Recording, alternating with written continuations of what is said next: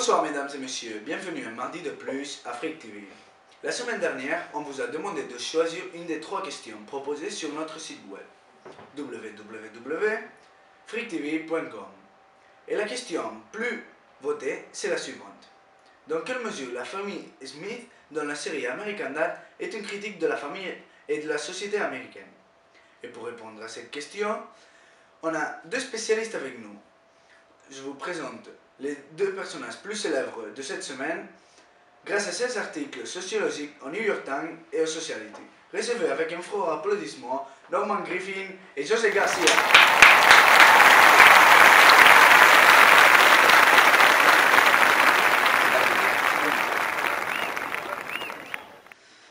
On peut constater par vos récents articles que votre point de vue n'est pas tout à fait le même, n'est-ce pas? Tout d'abord, on va aborder le point du patriotisme. American Dad critique sérieusement le patriotisme américain, n'est-ce pas, monsieur Griffin? Pour ce qui est le patriotisme, pour Stan Smith, le patriotisme désigne le dévouement de sa part et celle des autres envers leur pays qu'ils doivent reconnaître comme étant sa patrie. Pour lui donc, le patriotisme, c'est pas qu'un mot, c'est aussi une réalité très forte et omniprésente.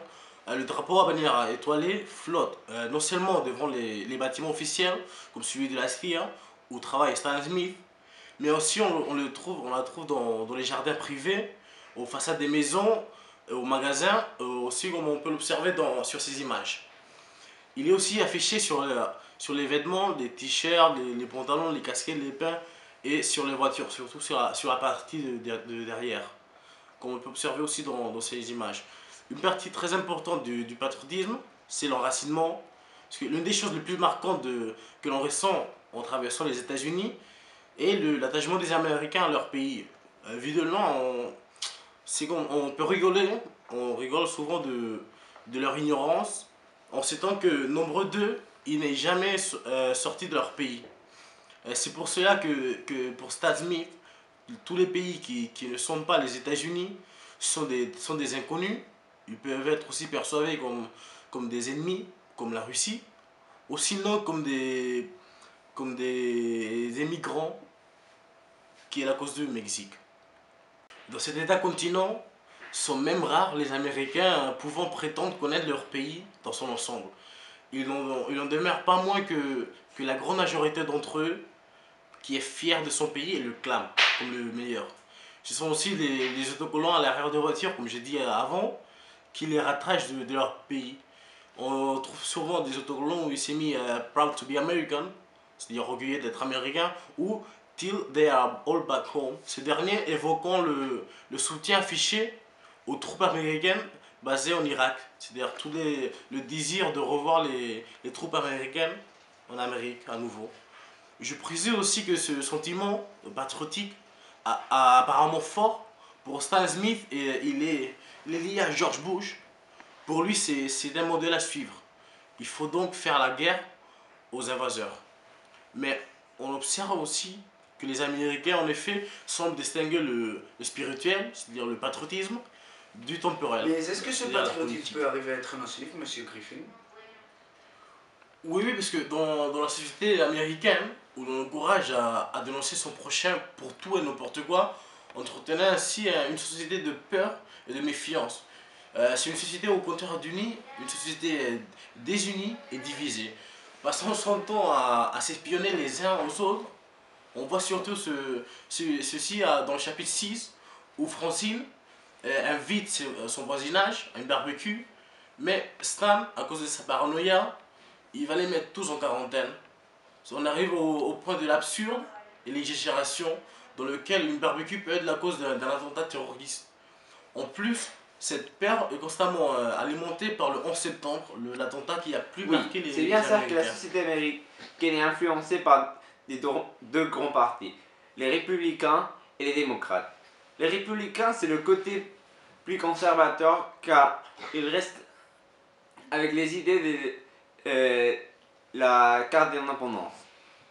Il y a par exemple les partis des libertins, au Liberty Party, qui ont des tendances un petit peu plus libérales vers le commerce ou des autres programmes comme the Communist Party in the USA qui verse complètement vers les autres côtés de la société.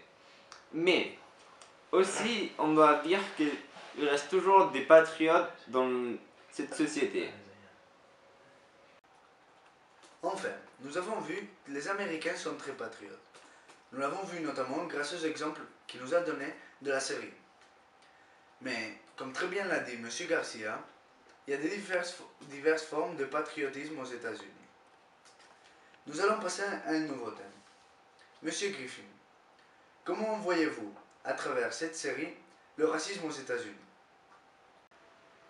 Pour ce qui est le racisme, il faut tenir en compte aussi l'esclavage aux États-Unis, qui commence un peu après l'installation des premiers Britanniques en Virginie, et se termine avec l'adoption de la 13e amendement de la Constitution américaine. C'est-à-dire l'abolition de l'esclavage aux États-Unis a eu lieu le 31 janvier 1865. Mais cependant, on va passer d'un côté à l'autre, parce que les Américains ont lu comme président noir le 3 novembre 2008 à Barack Obama. Mais la question du racisme est loin d'avoir disparu. Personne ne reproche officiellement à Obama d'être noir, ce n'est pas politiquement correct. Mais il vient d'y avoir une campagne publicitaire de la part du milliardaire américain Donald Trump qui, pour remettre en cause la légitimité d'Obama, il tend à faire croire qu'il n'est pas né aux États-Unis, parce qu'il faut savoir aussi qu'il est né à Hawaï. Mais lui, il essaie malgré le témoignage du gouverneur de Hawaï, affirmant qu'il était né à l'hôpital de Hawaï, celui-là qui revient à le traiter de menteur. 25% des Américains et 45% des Républicains croient qu'Obama n'est pas né aux États-Unis. Et certains pensent qu'il est né au Kenya et qu'il a émigré après d'avoir né ou beaucoup plus tard vers les États-Unis. Le journaliste Farid Zakaria faisait remarquer aujourd'hui sur CNN que le racisme est une pathologie qui n'est pas de l'ordre traditionnel.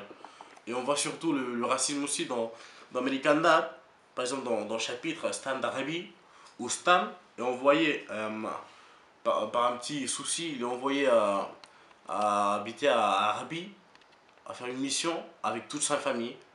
Et à partir de là, il commence à changer donc son idée sur les Arabiques. Et il croit alors qu'ils sont des gens normaux, parce que jusqu'à ce moment, il avait cru qu'ils étaient des sauvages, des racistes. Mais en réalité, le raciste, c'était lui. C'était lui, l'Amérique, qui avait cette image primitive de l'inconnu, des gens de dehors. Monsieur Garcia, êtes-vous d'accord avec lui?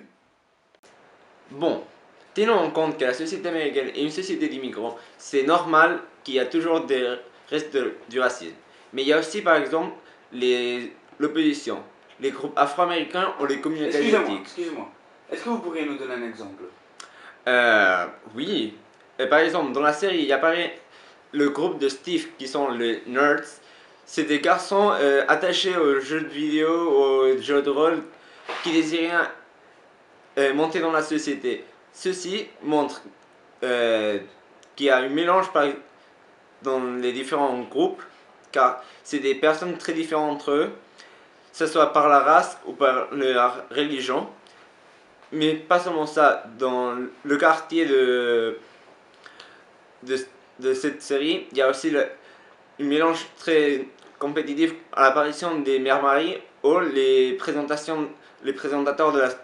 des nouvelles. Mais il y a eu une polémique, parce que les armes apparaissent assez souvent dans la série. Qu'en pensez-vous, monsieur Garcia? Oui, c'est bien sûr que la société américaine a une forte présence des armes, mais dans la série, Haley représente tout le côté du hippie power movement. C'est la génération qui s'oppose à toutes sortes de violences. Et en plus, elle a une tendance écologiste. Haley représente dans cette série l'opposition de tout valeur capitaliste et agressif qui représente son père. Dans un chapitre, il y a Stan qui révèle qu'il n'a jamais tué personne, et c'est là où on montre que Haley aime son père vraiment car elle voit de son père seulement les côtés négatifs de ses idéaux. Monsieur Garcia a répondu à ma question en affirmant que la présence des armes dans la série est évidente. Mais il parle aussi de la présence de Hailey, qui est contre les armes et qui forme partie du mouvement hippie. Il faut savoir aussi qu'entre 2000 et 2008, 272 590 personnes sont mortes à la suite de blessures par arme à feu aux États-Unis. Selon les chiffres de la banque de données Wisconsin du Centre américain pour la prévention et le contrôle des maladies et du Centre national pour la prévention et le contrôle des blessures, cité par les Violence Policy Center, c'est-à-dire VPC, en moyenne, 3 288 personnes sont tuées chaque année par une arme à feu. Plus inquiétant encore, dans le VPC, entre 2000 et 2008, un total de 617 488 personnes ont été victimes de blessures par arme à feu aux États-Unis, soit environ 68 610 personnes par an. On observe cela dans le chapitre 14 de la première saison où Stan devient paraplégique après avoir reçu une balle tirée par Hailey. Il décide de devenir la mascotte de la NGA et on voit que au lieu d'avoir une opinion différente sur les armes, penser que c'est une menace, il continue encore à appuyer le port d'armes aux États-Unis. Ce qui n'a pas de logique et nous porte une autre fois vers l'exagération et l'absurde. Notre prochain thème à traiter ce soir est la religion. Monsieur Griffin, que pouvez-vous nous apporter sur ce thème? Pour ce qui est de la famille, la composition de la famille évolue en France comme aux États-Unis, mais elle affiche des différences d'un côté et de l'autre de l'Atlantique. La famille traditionnelle, composée du père, de la mère et des enfants, elle n'est plus la forme dominante. Euh, Aux États-Unis, les couples sans enfants représentent environ 28% de la population, les parents seuls avec enfants 9%, les célibataires à 26% contre 33% en France.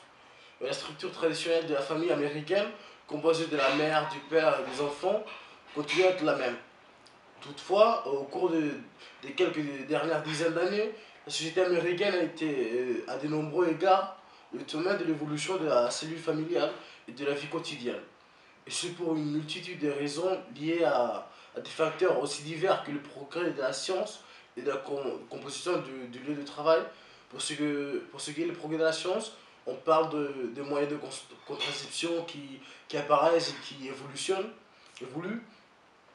Les familles à parents uniques, celles qui comptent des enfants adoptés, celles dont le père ou la mère sont remariés, celles dont les enfants sont élevés par le père au foyer ou par les grands-parents, sont autant de nouveaux éléments de cette mosaïque.